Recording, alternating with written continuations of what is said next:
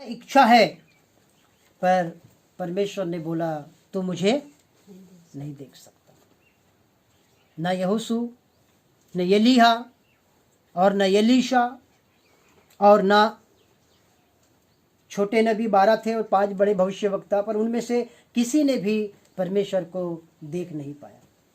पर आप और मैं धन्यवाद दें कि अनुग्रह के समय में परमेश्वर के प्रभु यीशु के 12 चेलों ने आमने सामने रात गुजारी, दिन गुजारा। हालेलुया। और एक दिन भले शरीर में नहीं पर आत्मा में आप और मैं यीशु के साथ रहेंगे, क्योंकि वापस वह देह हमें मिलने वाली है। आइए परमेश्वर के वचन में जाए, थोड़ी देर कुछ बातों को सीखेंगे परमेश्वर के वचन में से। आज के दिन के लिए हम विशेष धन्यवाद देते हैं परमेश्वर का।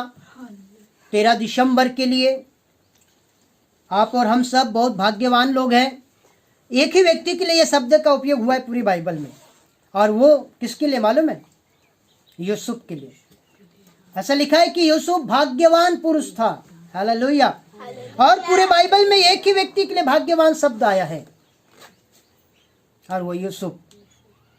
तो हम अपने आप को भी कह सकते हैं कि हम भाग्यवान हैं। 2020 के कठिन समय में, कठिन हालातों में भी परमेश्वर के नज़र में हम हैं, और उन्होंने हमें चलाया अद्भुत तरीके से। ये वास्तव में बहुत अलौकिक है, बहुत ही अद्भुत है। Praise God. हालेलुया।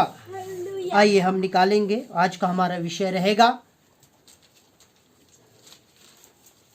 लूका की किताब 19 अध्याय और 8, 9 और 10 पद को हम पढ़ देंगे, और कुछ बातों को हम जल्दी से सीख लेते हैं यहाँ से।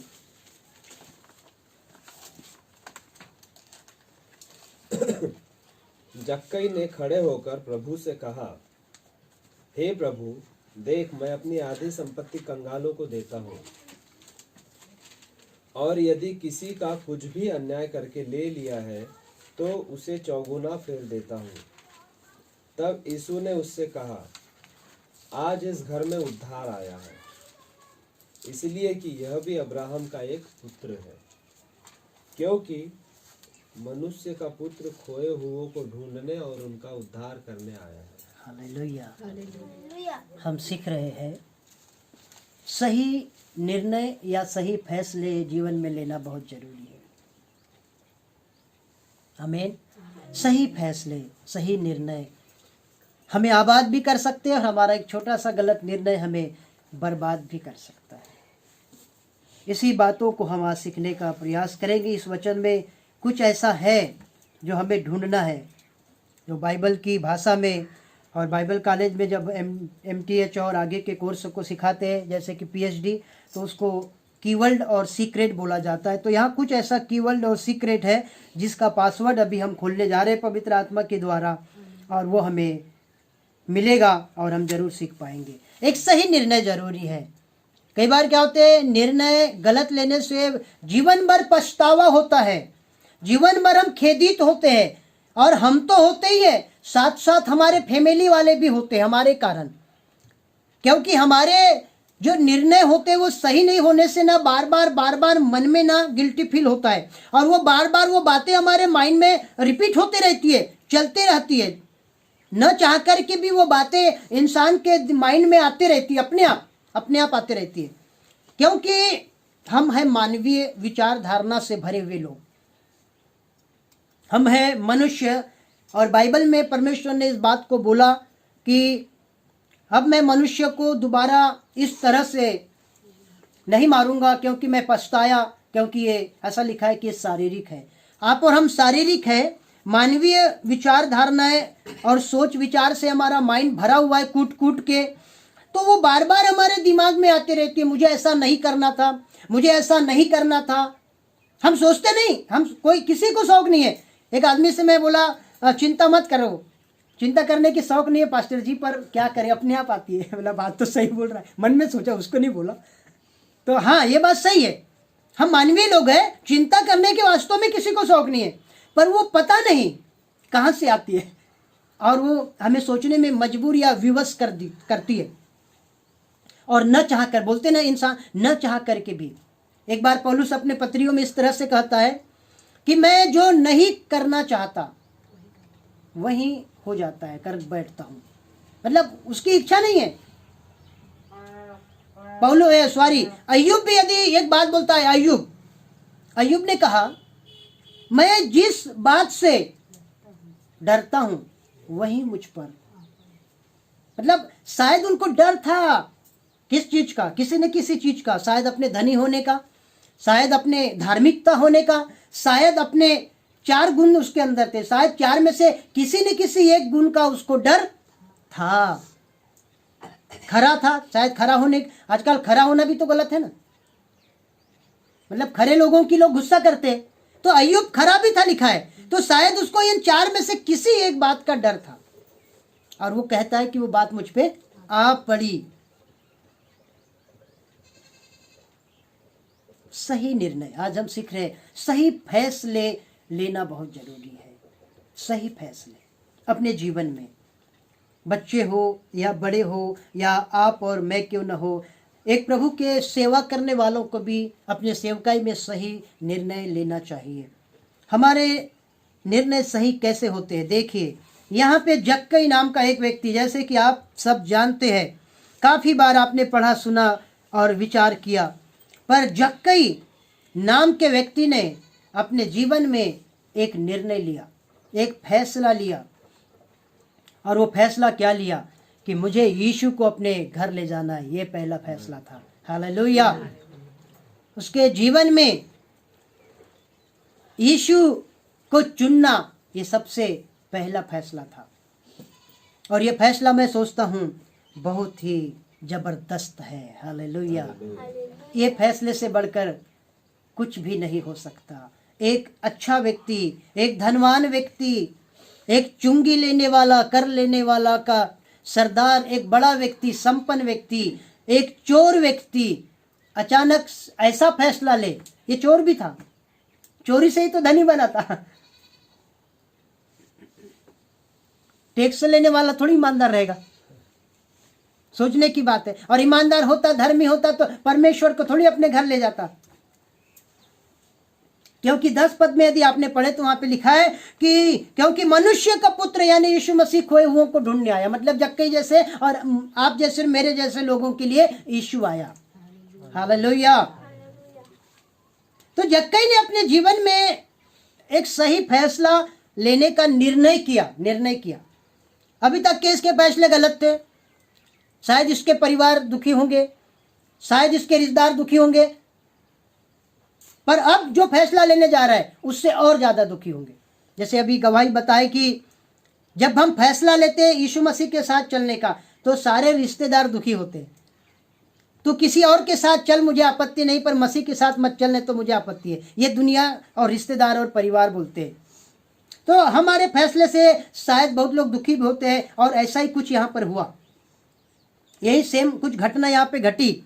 जक्कई नाम का एक व्यक्ति जो यीशु को देखना चाहता था, कभी नहीं देखा, सुना होगा शायद तब इच्छा जाग उठी और देखने के लिए आगे बढ़ा। देख नहीं पाया भीड़ के कारण, पर उसने एक निर्णय जो ले लिया था, मैं आपको बताया था एक बार, मान लिए तो, याद नहीं है, ठान लिए तो,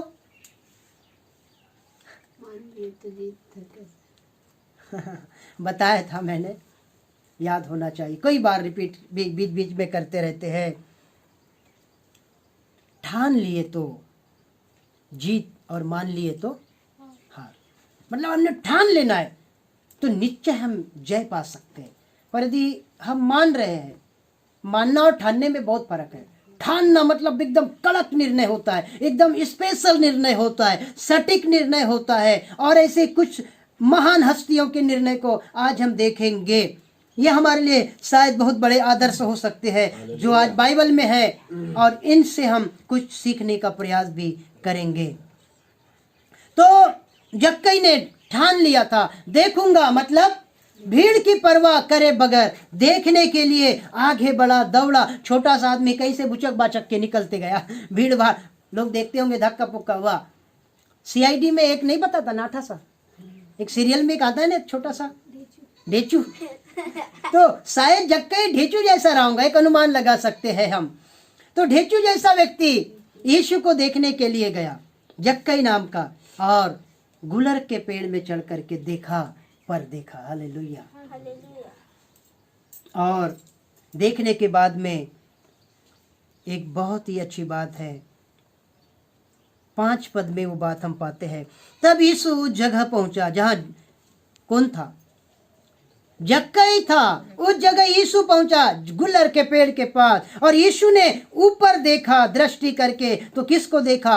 पेड़ को नहीं, जक्कई को देखा, और कहा, हे जक्कई झट उतर आ। यीशु को जक्कई का नाम कैसे पता? पहले बताया था कि लिखाया था क्या प्रेयर टावर में? यीशु के रजिस्टर में लिखाया था। परंतु परमेश्वर मन का जांचने वाला परमेश्वर। जक्कई उतरा। क्यों उतरा? क्योंकि मुझे तेरे घर में रहना है, ऐसा लिखा है। वहां तुरंत उतर कर आनंद से उसे अपने घर ले गया। एक बाइबल में एक सही अनुवाद में आया है झट झट झट, तुरंत, मतलब ठीक है लगभग सेम थिंग, और कुछ इंग्लिश अनुवाद अलग है। वो तुरंत झट से, बिल्कुल बिना विलंब किए बोल सकते उसको, एकदम झटके के साथ में पेड़ से छलांग लगाऊंगा बंदर की तरह। अनुमान लगा सकते, हम कल्पना कर सकते, ज्यादा ऊपर भी नहीं चढ़ाऊंगा, थोड़ा सा कुछ अच्छे जगह में, ताकि कूदने के लिए सहूलियत हो सके।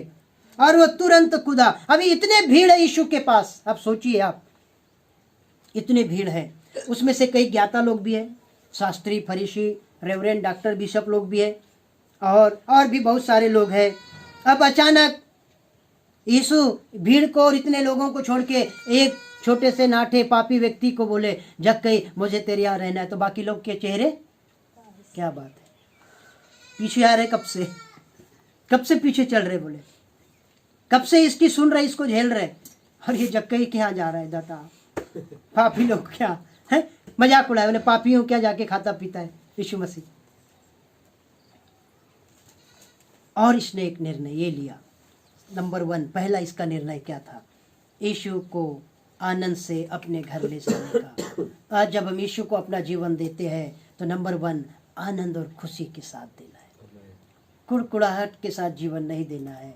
चर्च के दबाव, पास्टर के दबाव, संस्था का दबाव के साथ भक्ति या प्रार्थना करना ये आशीषित नहीं है, ये जोर जबरान का कार्य है। इससे हमारे घर में जो जक्कई के घर में आया वो कभी नहीं आ सकता।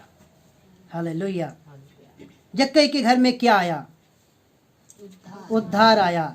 हमारे घर में उद्धार आ सकता है, पर उसके लिए आनंद से यीशु को ले जाना होगा।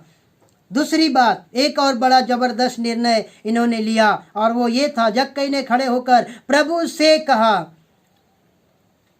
हे प्रभु देख, मैं अपनी आधी संपत्ति कंगालों को बांट देता हूं। आधी संपत्ति मैं बांट दूंगा। क्यों? फुकट में तो लिया था, 2 नंबर की थी, 1 नंबर की रहती तो ऐसा थोड़ी बोल देता। नहीं, फ्रॉड वाली संपत्ति थी, कर वाली, टैक्स वाली। चल तेरा कितना है? हाँ चल इतना साल का नहीं पटा है, चल रहा जबरदस्ती में, सरकार को इतना दे रहा है, बाकी अंदर डाल रहा है, तो ऐसा टाइप का बोल रहा है। फिर भी कोई बात नहीं, जो भी किया हो, जैसे भी उसने कमाई किया हो, हमको मतलब नहीं है। हमारे को ये मतलब है कि अब यहाँ पे जक्कई कुछ अच्छा करने जा रहा है, अपने जीवन में पहला ऐसा सही काम करने जा रहा है जो आज तक उसने नहीं किया, और अब उसे शायद पहले से ज्यादा खुशी हो रही है, ऐसा हमको यहाँ पढ़ने से नजर आ रहा है। हालेलुया। और ऐसा हमें यहाँ समझ आता है कि अब जक्कई को वो खुशी जो समान नहीं पा रही है, वो इसलिए खड़े होकर बड़े डेयरिंग और आनंद से बोलता है, प्रभु आधी संपत्ति अब मैं कंगालों को देने के लिए तैयार हूँ। और दूसरी बात और कहता है, क्या जबरदस्त निर्णय है। इसका मतलब जानते हैं आप, पाप का पैसा घर में रखना गलत है। पाप की कमाई, एक शब्द में हम उसको बोलचाल की भाषा में पाप की कमाई बोल सकते हैं, और यहोवा परमेश्वर इससे घृणा करता है। इसीलिए तो इन्होंने भी ऐसा कहा। शायद जक्कई अब्राहिम के वंश का है, यानी कि ये भी शास्त्रों को और मूसा की व्यवस्था को जानने वाला व्यक्ति था। कौन? जक्कई। व्यवस्था के अनुसार ये बहुत कुछ जानता था। अब इन्होंने पुरानी व्यवस्था को त्याग करके एक नई व्यवस्था जो यीशु के द्वारा प्राप्त होती है उसमें उसको स्वीकार करना इन्होंने पसंद किया। दो व्यवस्था है, मालूम है, दो वाचा है और दो व्यवस्था है। पुरानी व्यवस्था, नई व्यवस्था, पुरानी वाचा, नई वाचा। आपको पता है जो वाचा होती है वो बाइबल में कुछ जगह ऐसे वाचा शब्द आया है जो परमेश्वर ने बांधा, लोगों से बांधा, इजरायलियों से या अपने दासों से बांधा। तो वाचा जो होती है वो अस्थायी होती है, परमानेंट नहीं होती है। वाचा कुछ चीज के साथ जुड़ी होती है, याद रखें, ध्यान से सुने। वाचा परमेश्वर बांधता है, वो परमानेंट नहीं है, समझ गए। वाचा किसी चीज के साथ कनेक्ट होती है। यदि हम ऐसा करेंगे तो वो वाचा पूरी होंगी और नहीं करेंगे तो वो वाचा समाप्त भी हो सकती है। मतलब पुराने नियम की कुछ वाचाएं थी जो कि हमेशा के लिए नहीं थी कि एक बार वाचा बांध दिए मतलब बांध दिए, ऐसा नहीं था। क्यों? वाचा थी इजराइल की आज्ञाकारिता के अनुसार वाचाएं पूरी होती थी। आपको पता है अगर जहां अनाज्ञाकारिता आ जाती थी तो वहां परमेश्वर की वाचा समाप्त हो जाती थी और वहां जो वाचा उसने हमारे पूर्वजों से किया था वो उसको भूल जाता था। क्योंकि आपको पता है यिर्मयाह नबी की किताब में लिखा है, अब मैं उनसे एक नई वाचा बांधूंगा। हालेलुया। इसका मतलब क्या है? पुरानी वाचा जो थी वो स्थायी नहीं थी, वो आज्ञाकारिता के ऊपर वाचा डिपेंड करती थी। याद रहे, आज्ञाकारिता के ऊपर वो वाचा चलती थी और नहीं तो वो समाप्त भी हो जाती थी। जैसे कि अगर वाचा होती कि मैं मिस्र से निकाला कनान तक पहुंचाऊंगा तो पहुंचते कि नहीं सभी लोग? ये वाचा पूरी करता कि नहीं? पर क्यों नहीं किया? क्योंकि अनाज्ञाकारिता बीच में आ गई और वाचा को खत्म कर दी और परमेश्वर को लोगों को मारना भी पड़ा कई जगह में। सही निर्णय इजराइल नहीं ले पाया, सही निर्णय, सही फैसला इजराइल नहीं ले पाया। इजराइल का चुनाव गलत था, इजराइल के फैसले गलत थे, इसलिए कनान प्रतिज्ञा के देश में नहीं पहुंच पाया। कनान को प्रतिज्ञा का देश भी कहते हैं, याद रहे। और थोड़ा आगे चलते हैं। एक और जक्कई ने निर्णय लेके आगे क्या कहा, यदि किसी का कुछ भी अन्याय करके लिया है, पहले ही बताया नहीं ये चोर था। जक्कई क्या था? अब ये खुद ही बोल रहा है, मतलब मैंने किसी का अन्याय करके लिया है, मतलब कोई शक नहीं, वो खुद अपने गुनाहों को कबूल कर रहा है। कितना अच्छा फैसला है। क्या वहां यीशु अकेला था? ये बातचीत जो हो रही है जक्कई और यीशु के बीच में, क्या पर्सनल हो रही है? कहीं रूम में घुसे थे कि अलग सेपरेट मीटिंग हो रही है इनकी? नहीं, सेटिंग नहीं कर रहा है यीशु मसीह जक्कई, सेटिंग नहीं चल रही इनकी। यहाँ तो और भी भीड़ है, और भी लोग हैं, क्योंकि बाकी लोग थोड़ी भाग गए होंगे। शायद जक्कई के घर के आसपास और उसके आंगन में पूरे भीड़ लग गई होंगी और जक्कई के शब्द भीड़ भी सुन रही है। हमारे शब्द पूरा दुनिया, समाज, गांव, मोहल्ला भी सुनता है। हालेलुया। सही निर्णय लेने से और लोगों के ऊपर शायद प्रभाव पड़ सकता था, इसलिए जक्कई खड़े होकर के प्रचार कर रहा है, यीशु जी अभी तक आपने किया, अभी बैठो, मुझे प्रचार करने का मौका दो, मेरी तो जरा सुन लो। हालेलुया। और जक्कई खूबसूरत प्रचार में बोल रहा है, खूबसूरत बातें, आधी संपत्ति देता हूँ, गलत प्रकार से मैंने लोगों को ठगा था, उसका भी मैं कितना लौटाऊंगा? 6 गुना। हालेलुया। 6 गुना फेरने के लिए तैयार है। तब यीशु मसीह ने कहा, इस घर में उद्धार आया है। क्या फैसला था, बहुत ही जोरदार। दुनिया के फैसले से क्या ये खुश नहीं था? कितनी अच्छी खासी प्रॉपर्टी मिल रही थी, कितना अच्छा खासा इसकी इज्जत थी। मसीह में आने के बाद इज्जत कम होती है कि बढ़ती है कि घटती है? बताइए। कम हो जाती है लोगों की नजरों में। मालूम है आपको, मसीह के नजर में तो ठीक है, पर अन्य जो हमारे लोग हैं उनके नजर में हमारी जो इमेज है वो कम हो जाती है। बोले ईसाई बन गए, यानी उनको ऐसा लगता है कि ऐसे बोलते हैं मानो ईसाई मतलब बहुत तुच्छ शब्द है क्या, इस टाइप में वो लोग बोलते हैं। ऐसा लगता है यीशु को मानते है ना, अरे यीशु इतना बेकार शब्द है क्या, ऐसा टाइप का बोलते लोग। मतलब उनके नज़र में हम बहुत ये हो जाते हैं, ऐसा लगता है हम सुधर तो है पर और सुधर बन गए क्या, एकदम मध्यम। पर ऐसा उनका विचार है, पर खुदा के नज़र में आप और मैं क्या बन जाते हैं, महान बन जाते हैं। जक्कई अब तक के बड़ा था पर नहीं, संसार के लिए बड़ा था, संसार के लिए धनी था, पर अब ये मसीह यीशु में भी बड़ा और धनी बन गया। पहले दुनिया में गरीब जक्कई नहीं था, पर मसीह को जानने के बाद अब इसका जो कद है, शारीरिक कद तो वही का वही था, पर आत्मिक कद अब बढ़ गया, क्योंकि इस घर में क्या आ गया, सही निर्णय लेने से एक व्यक्ति के पूरा घर में उद्धार आता है। सही फैसला। कई बार जवान बेटा बेटियां सही फैसले नहीं लेते अपने जीवन में, और दर दर भटक और ठोकर खाने की नौबतें आती है। मैंने बहुत से परिवार देखे, फोन भी आते हैं, प्रार्थना करना, तलाक की बात आ गई। क्यों आ गई? सही फैसले नहीं लेने की वजह से ही आई है बात। एक लेडीज का नाम लिखा है हमारे प्रेटर में, यामिनी सिन्हा। बोले पति और पत्नी की जमती नहीं, प्रार्थना करना मेल मिलाप के लिए। और भी ऐसे बहुत सारे फोन आए हुए बीच बीच में। बोले कितना 10 साल हो गया, खैरागढ़ में जॉब में था, अच्छे खासे पद में, पर वो 10 साल से कहाँ भग गया पता ही नहीं है। प्रार्थना करना, सही निर्णय नहीं लेने से, सही तालमेल बोल सकते नहीं बैठने की वजह, निर्णय सही नहीं होते तो तालमेल सही नहीं होता, याद रहे। और उससे फिर पारिवारिक जीवन, बाइबल में ऐसा लिखा है, जिस घर में फूट पड़ जाए वो स्थिर नहीं रह सकता, लिखा है।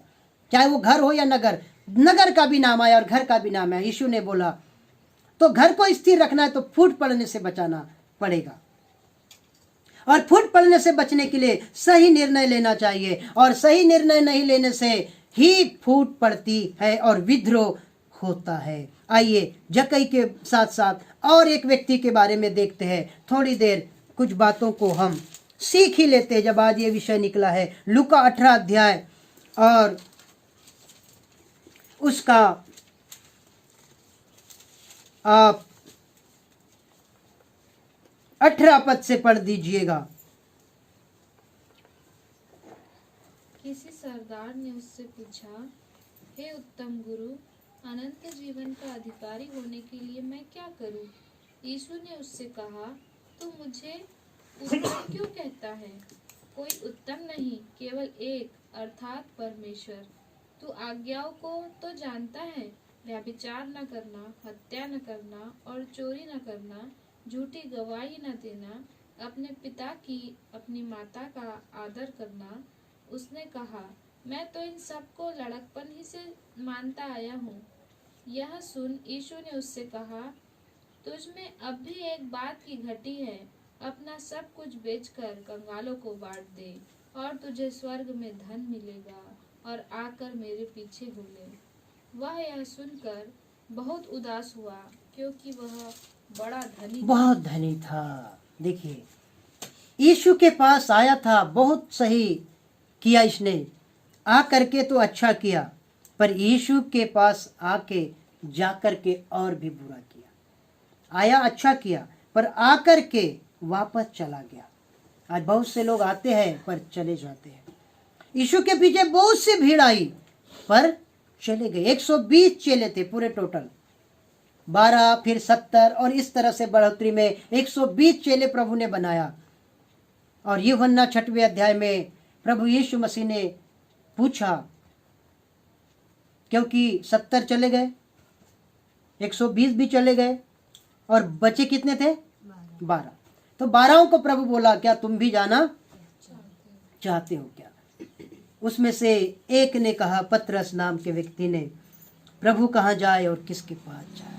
अनंत जीवन की बातें तो तेरे ही पास है। 62, 63, 64 में आपको ये वचन मिलेंगे, यूहन्ना 6। तो सचमुच में प्रभु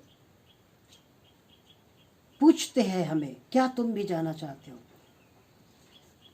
पर हमारे फैसले पतरस की तरह यदि है तो सचमुच में हम कहीं नहीं जाएंगे। एक ही बात हम बोलेंगे, प्रभु दुख भी है तो भी नहीं जाएंगे, कोरोना भी है तो भी नहीं जाएंगे, यदि मरोना भी आ गया तो भी नहीं जाएंगे, और इसके बाद और भी कोई महामारी भी आ गई तो नहीं जाएंगे। वरन आज यदि हमको चटनी भात भी खाने मिला तो भी हम नहीं जाएंगे। यदि आज हमें परमेश्वर अच्छे कपड़े नहीं भी मिले तो भी हम नहीं जाएंगे। कोई बात नहीं, प्रभु आपने नहीं दिया, फिर भी हमारे निर्णय है यीशु आपके साथ जाएंगे। जवान आया, बड़े खुशी से आया, यीशु से वार्तालाप हो रही है, यीशु से पूछ भी रहा है कि अनंत जीवन का अधिकारी होने के लिए बताओ। डायरेक्ट अधिकार की बात कर रहा है मुद्दे की बात में आ गया सीधा सीधा प्रभु के पास आया। पहले हाय हेलो जय मसीह प्रेज गॉड कुछ भी नहीं। प्रभु अनंत जीवन का अधिकारी। बाप रे, तो क्या धरती पे कौन सा अधिकार था तेरे को? चीफ मिनिस्टर था? ये तो कुछ रहा भी नहीं होगा। पर अब यीशु के पास सीधा बोलता है, मैं स्वर्ग में कुछ अधिकार पाने के लिए आपके पास आया हूं। प्रभु ने बोला ठीक है, आज्ञाओं को जानता है। बोला बचपन से जानता भी हूं, और दोनों बातें। इसका मतलब आपको मालूम है, ये किसी जोरदार वाले ईसाई का लड़का था। हालेलुया। ये बहुत ज्यादा मूसा की व्यवस्था से चित परिचित व्यक्ति था। यह धनी व्यक्ति नौजवान। दूसरे सुसमाचार में एक जवान नौजवान के बारे में लिखा है। मतलब ये व्यक्ति वही था, पर जो ट्रांसलेशन आए सुसमाचार की चारों किताबों में अलग अलग जगह में कुछ अलग अलग शब्दों से उच्चारण किया गया है। यहाँ धनी व्यक्ति पर एक नौजवान व्यक्ति, मतलब यही व्यक्ति बचपन से जानता हूं, पूरी शास्त्र को मानने वाला जानने वाला व्यक्ति। तो भी यीशु ने बोला अभी भी मैं तुझ में एक बात की घटी देख रहा हूं, जो कुछ तेरे पास है उसको बेच दे। मतलब बहुत धनी था और ये चला गया। सही निर्णय नहीं लिया इसने। आया तो था। आज बहुत से लोग आ तो रहे हैं 10 साल 5 साल 6 महीने 2 साल 5 साल 25 साल, उसके बाद भी इनके निर्णय शुरू में सही होते हैं, पर कभी कभी निर्णय को आगे चल के बदला भी जा सकता है। यदि किसी कोई सरकार किसी देश में बैठी है पर वो बहुमत नहीं है और किसी के साथ गठबंधन में, तो वो आगे निर्णय बदले जा सकते हैं, फैसले बदले जा सकते हैं। और यदि वो अपने आप में सक्षम है, अपने आप में उसका बहुमत हासिल है, तो वो सरकार जो फैसले ले वो सबको मानना होगा, पर उसके खिलाफ कोई फैसले नहीं ले सकते। हालेलुया। इस बात को हमें याद रखना है। हमारे फैसले जो आज है वो कल, और कल नहीं मरते दम तक एक ही फैसले होना चाहिए। हालेलुया। हमारे निर्णय आखिरी तक एक जैसे होना चाहिए। प्रभु मैंने अभी आया हूं चंगाई पाने के लिए, मैं नशा छोड़ देता हूं, परंतु उसके बाद में मैं उसे वापस ले सकता हूं क्या? आज लोग बोलते हैं, बहुत सारे लोग बोलते हैं चलिए ये व्यक्ति के निर्णय सही नहीं थे इसलिए यीशु से हट गया, जक्कई के निर्णय सही थे इसलिए यीशु से चिपक गया। और जल्दी से आप मेरे साथ रूत की किताब निकालेंगे। रूत